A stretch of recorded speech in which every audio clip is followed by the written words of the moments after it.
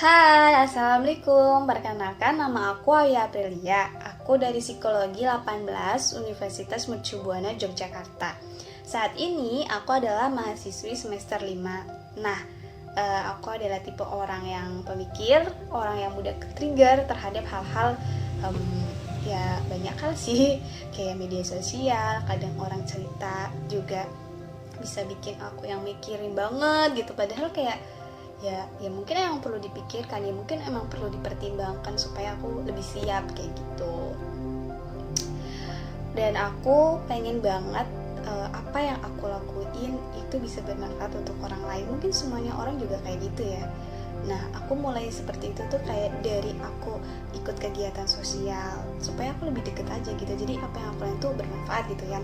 Jadi aku ikut kegiatan sosial supaya aku bisa berinteraksi dengan banyak orang, dengan orang baru kayak gitu.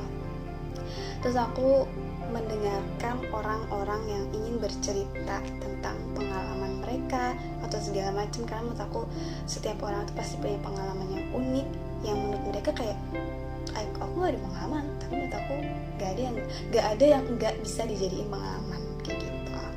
Terus selagi aku bisa membantu orang lain atau teman-teman sekitar aku pasti membantu. Nggak mungkin yang nggak mungkin aku saat aku lagi slow, saat aku emang slow gitu kan, lagi santai, terus tiba-tiba aku bilang enggak aku nggak mau gitu. Tapi kalau misalnya aku lagi baik, lagi moodnya juga bagus, ya aku pasti membantu kayak gitu. Jadi aku bukan tipe orang yang people pleaser kayak gitu. Jadi yang apa-apa iya aku bantu, aku bantu gitu. Enggak gitu, aku nggak sebaik itu kayak gitu kan. Nah, semenjak aku masuk psikologi, aku banyak banget hal-hal unik yang kadang tuh nggak kepikiran dulunya gitu, dan aku tuh ini insightful banget, sehingga apa yang aku pelajari itu aku terapin di kehidupan aku, seperti berpikir positif, self love dan segala macam yang menurut aku ya bener sih, ngapain aku harus memikirkan ini, aku harus mikirin itu, harus mikirin ini. Pikirin aja diri sendiri. Saat kita sudah baik kan kita bisa membagikan orang lain. Saat kita sudah mencintai diri kita sendiri kan kita bisa mencintai orang lain dengan tulus kayak gitu misalnya ya. Nah, kemarin aku ada baca terkait quarter life crisis. Menurut aku ini adalah pembahasan yang penting yang perlu kita bahas di video ini. Kenapa? Karena di masa pandemi seperti ini kan banyak nih anak-anak fresh graduate dan orang-orang yang mungkin sudah bekerja harus berhenti dulu, jadi pendapatannya pun berkurang. Padahal masih ada tanggung-tanggungan yang memang harus ya kita kita tanggung kayak gitu. Jadi kita akhirnya pemikiran kita tuh ruwet, mikir ini, mikir itu, sampai akhirnya kita cemas, sampai akhirnya kita overthinking, kita merasa gagal, kita merasa ragu, aduh aku bisa nggak ya survive kayak gini. Makanya kita perlu bahas quarter life crisis, apalagi di umur 20-30an kayak gitu. Jadi kalian harus tonton video ini sampai habis, oke? Orang yang quarter life crisis yang sedang mengalami ini merasa bahwa hidupnya itu nggak lebih baik dari orang lain. Jadi orang lain tuh selalu satu tingkat atau lebih dari diri kita. Terus kita ngebanding-bandingin nih, kayak kita di umur 20-an dan kita masih gini-gini aja, tapi orang lain itu udah kayak progresnya tuh bagus banget gitu. Misalnya nih, yang itu udah jadi influencer, si B udah jadi youtuber, si C udah jadi apa, si D udah punya pendapatan sendiri, dan maksudnya kayak yang udah pasti gitulah, dan kita masih gini-gini aja gitu. Terus kita ngerasa bahwa keputusan yang kita ambil tuh kayak kurang tepat, sampai kita kayak minta pendapat teman kayak gitu. Sebenarnya minta pendapat teman sih nggak masalah, cuma tuh kadang kita yang bener-bener ragu gitu loh, masalah kayak hubungan, kayak bener gak sih aku pacaran sama si ini gini gitu. Jadi kita lebih ke overthinking. Terus kita kayak aduh, nanti kalau misalnya jurusan ini aku bener gak, kalau misalnya aku bener gak bakal dapet pekerjaan ini kayak gitu. Jadi kita ragu terhadap masa depan karena kita terjebak terhadap pilih-pilihan yang kita itu nggak ngerasa yakin gitu. Mungkin aja pilihan ini tuh sebenarnya bisa diubah, tapi kita nggak siap gagal, kita nggak siap untuk dijudge sama orang lain atau masyarakat di sekitar kita gitu. Nah, makanya orang yang mengalami quarter life crisis ini cenderung frustrasi atau juga depresi. Nah, jadi pengertian dari quarter life crisis ini sendiri adalah krisis emosional di mana kita merasa insecure, kita merasa nggak dianggap, kita merasa nggak pantas, kita merasa bahwa ya kayak nggak berguna, terus kita kecewa, kita meragukan masa depan kayak gitu.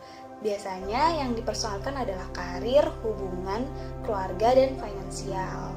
Apalagi di masa pandemi seperti ini, cari pekerjaan susah, untuk mendapatkan penghasilan yang biasanya segini tapi dapatnya segini kayak gitu kan. Jadi untuk untuk insecure dan overthinkingnya lebih besar gitu. Dari data statistik, 86% orang yang mengalami quarter life crisis ini di umur 20-30 tahunan. Bisa juga sebelum di umur 20 atau sesudah di umur 30. Untuk mengatasi quarter life crisis ini, pertama kita tentunya harus kalau dari media sosial ya, kita bisa unfollow orang-orang yang bisa men-trigger kita menjadi lebih overthinking, insecure kayak gitu.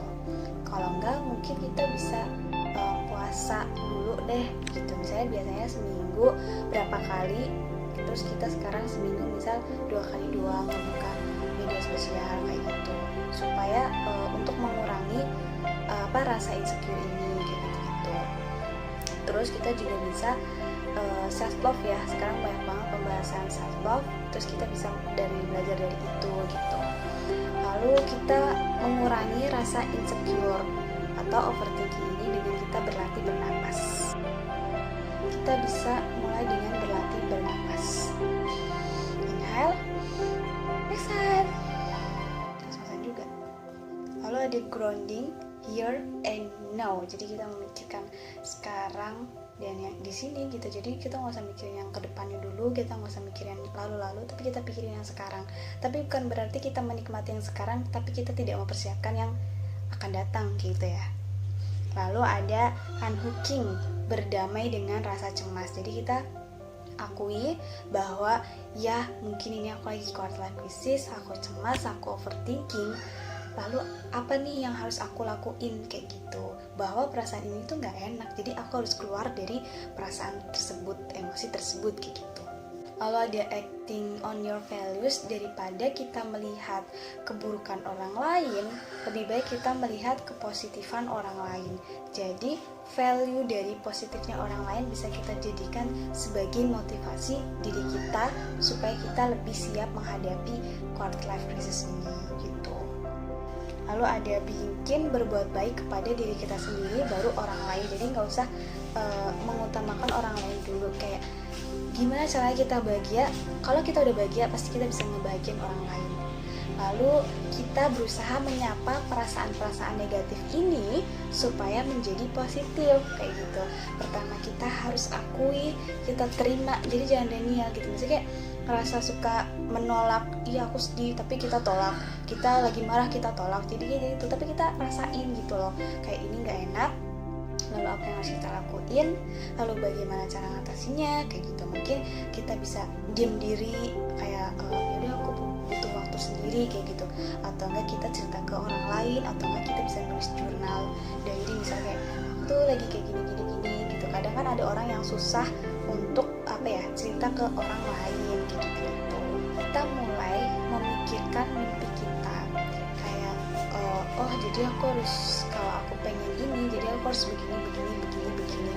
Karena kalau misalnya kita nggak serius atau masalah kita nggak memikirkan tentang kita ingin jadi apa, mimpi kita, kita kalau misalnya terlambat nih, kita siap nggak bahwa itu adalah pilihan yang terbaik, kita bisa nggak mengejar ketertinggalan itu kayak gitu.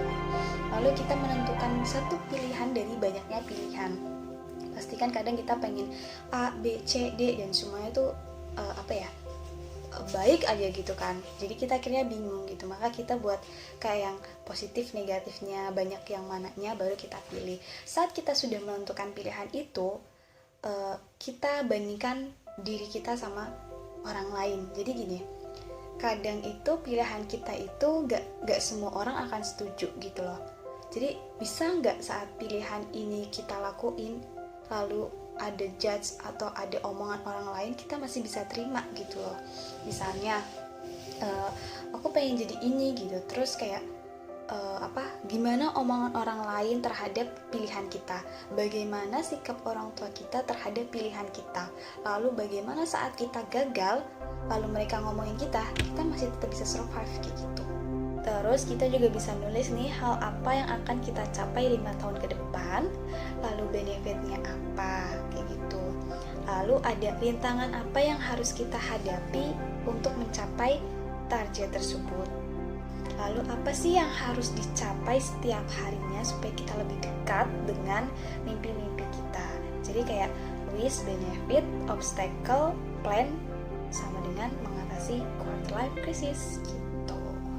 Selain itu, kita harus paham bahwa sesuatunya udah ada jalannya masing-masing. Terlalu yang penting apa yang kita lakukan adalah membuat kita bahagia. Orang lain mengkritik, orang lain memberi saran, ya nggak apa-apa gitu. Kita terima, kita evaluasi. Kalau misalnya emang itu bagus ya kita lakuin. Tapi ingat, keputusan itu ada di tangan kita sendiri, bukan orang lain. Lalu kita belajar untuk mengubah mindset bahwa quarter life crisis ini sebagai ancaman, tapi quarter life crisis ini sebagai upaya untuk kita menjadi orang yang lebih baik, mengenal kekurangan, mengenal kelebihan, mengerti bahwa tujuan hidup kita ini seperti apa kayak gitu. Lalu kalau kita merasa bahwa kita ngerasa di posisi ini, apa sih yang harus kita lakuin? Mungkin kita melakukan hobi, liburan, rehat, dan segala macamnya.